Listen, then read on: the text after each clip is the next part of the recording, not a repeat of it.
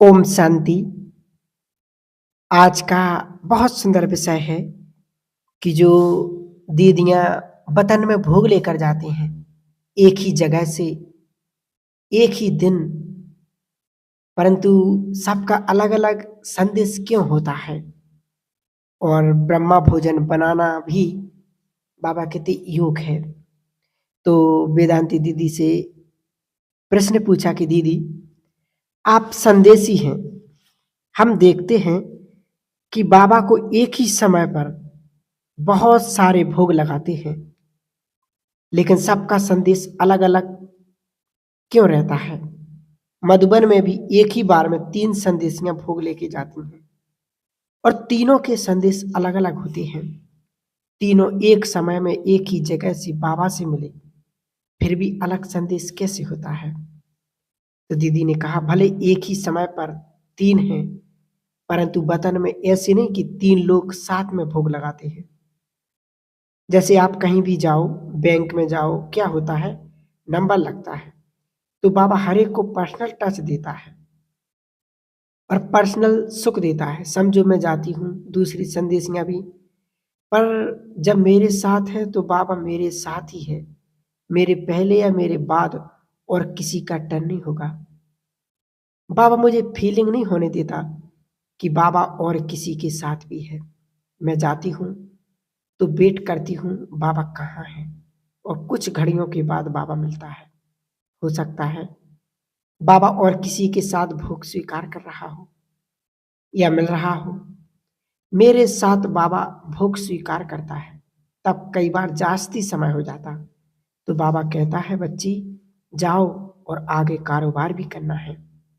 मैं समझ जाती हूँ कि मेरे पीछे और कोई है जो बाबा को मिलने वाले हैं।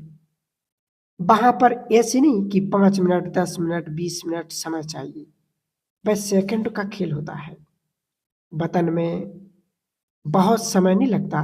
आप संदेशी को जाते और आते देखते हैं ना, रास्ते में समय लगता है हमारा जाना और वहां सेट होके बाबा का विजन लेना, उसमें टाइम जाता है। फिर आते हैं और जाते हैं, हम नॉर्मल फॉर्म में आ जाए, उसमें टाइम लगता, मतलब हमारा यात्रा का टाइम जास्ती है, बाबा से मिलने का टाइम तो बहुत कम है। परंतु कई बार हम सुनाते तो हैं, तो 15 मिनट सुना देते, 10 मिनट सुना देते, परंतु वह अनुभव केवल 5 या 10 सेकंड में हो जाता है। परंतु वहाँ इन सेकंड वहाँ 1 सेकंड बहुत लंबा समय लगता है, बहुत फास्ट कन्फ्यूजन होता है, कम्युनिकेशन होता है। वहाँ बोलने का नहीं, वहाँ कैचिंग का समय है सारा, वह फास्ट हो जाता है। उसको यहाँ आकर एक्सप्लेन करना होता है। वहाँ फास्ट दुनिया है, इसलिए समय बहुत कम लगता है। फिर पूछा दीदी से कि दीदी क्या संदेशी की बुद्धि का भी इसमें रोल होता है?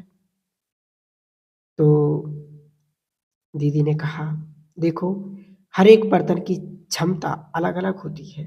हर एक की बुद्धि, हर एक का बाबा से प्यार अलग-अलग रहता है। देखो बाप होता है, उसको 5 बच्चे होंगे। बाप सब बात सब बच्चों को नहीं कहता, एक-एक को बुलाकर कहेगा, पर एक को जो कहेगा वह दूसरे को नहीं कहेगा, क्योंकि वह गुप्त होता है ना। तो यह भी ऐसे है, बाबा का हर एक से व्यक्तिगत संबंध है। दूसरा ग्रहण शक्ति पर भी होता है। बाबा के इशारों को कैच करने की क्षमता में भी परसेंटेज होती है। हर एक का बोलने का तरीका, सोचने का तरीका, कैच करने का तरीका, बताने का तरीका, वह भी प्रभावित करता है। हम एकदम छोटे बच्चे को कैसे दूध पिलाएंगे और बड़े को कैसे देंगे, बूढ़े को कैसे देंगे, क्षमता अनुसार देते हैं ना। ये भी ऐसी है, बाबा जानता है हर एक की क्षमता, हर एक का भाग, हर एक का भविष्य, और हर एक के द्वारा लोगों को क्या मिल सकता है, उसी अनुसार हर एक को देता है। फिर पूछा दीदी से कि दीदी भक्ति मार्ग में भी भगवान को अर्पित करके खाते थे, वहाँ मूर्तियों को भोग लगाने में और ज्ञान मार्ग में स्वयं भगवान को भोग लगाने में क्या अंतर महसूस करते हो? तो दीदी ने कहा मुझे बचपन से भगवान से प्यार है। तब भगवान के प्रसाद के लिए भी बहुत बहुत प्यार था। मैं मम्मी को बोलती थी कुछ बनाओगे? मेरे आसपास जो बच्चे खेलते थे मैं प्रार्थना करने के लिए बुलाऊंगी।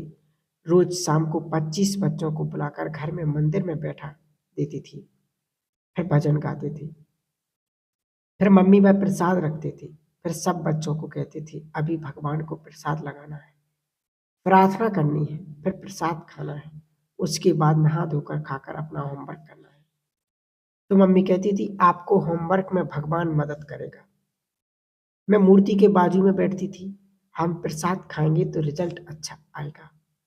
तब मेरे में यह भावना थी ज्ञान में आने के बाद कि स्वयं भगवान को खिलाते हैं तो पावर और बढ़ जाती है।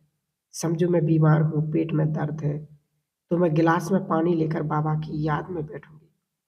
बाबा को बोलूंगी पेट का दर्द चला जाएगा। दवाई तो नाम की है। और बाबा कहते पानी में पावर है। अभी तो मैं उबले पानी का थर्मस हाथ में लेके बाबा के रूम में बैठ जाती हूँ।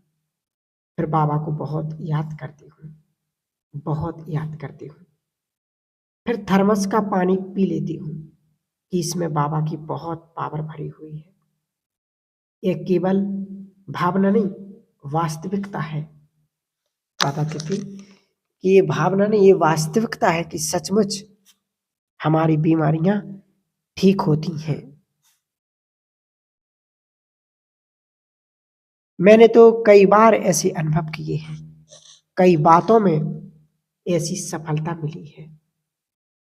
कई बार बाहर का कोई तनाव आता है। समझो मैं ऑफिस में बैठकर काम कर रही हूँ, किसी सेंटर की कोई समस्या आई, समाधान करना है। मैं टेबल छोड़ देती हूँ, किचन में जाऊंगी, गीत गाते गाते फिर एक डब्बा खोलूंगी। फिर उसमें से बाबा की टोली खाऊंगी। फिर पानी पीऊंगी। फिर जो दाल बन रही उसको हिलाऊंगी। किसी से समस्या वर्णन नहीं करूंगी, खुशी वर्णन करूंगी। उनको पता नहीं कि मैं बहुत बड़ी समस्या टेबल पर छोड़ के आई हूँ। सब कहते हैं घड़ी घड़ी किचन में क्यों आते हो। उनको पता नहीं चलता समस्या है इसलिए आई हूँ। मैं गीत गाती हूँ, किचन में घूमती हूँ और टेबल पर आ जाती हूँ। फिर मैं अपना दूसरा काम शुरू करती हूँ। थोड़ी देर में फोन आ जाता है, वह समस्या ठीक हो गई। मैंने बाबा को कहा बाबा मैं भक्ति में आपसे दूर थी, ज्ञान में आई तो पता चला कि आप कहाँ हो, मैं कहाँ हूँ। पहले आप ब्रह्मा बाबा में आते थे, जब हम आए तो 7 साल में ब्रह्मा बाबा को लेकर चले गए।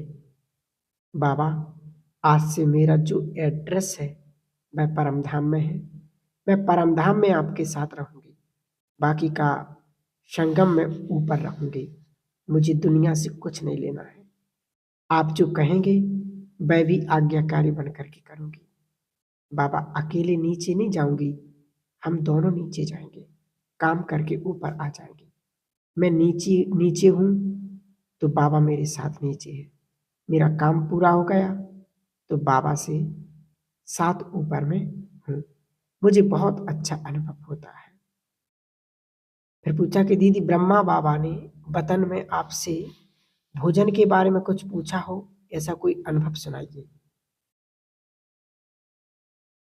तो ये हम अब कल सुनेंगे कि ब्रह्मा बाबा से दीदी से कौन सा प्रश्न पूछा है। ठीक है। ओम शांति, ओम शांति।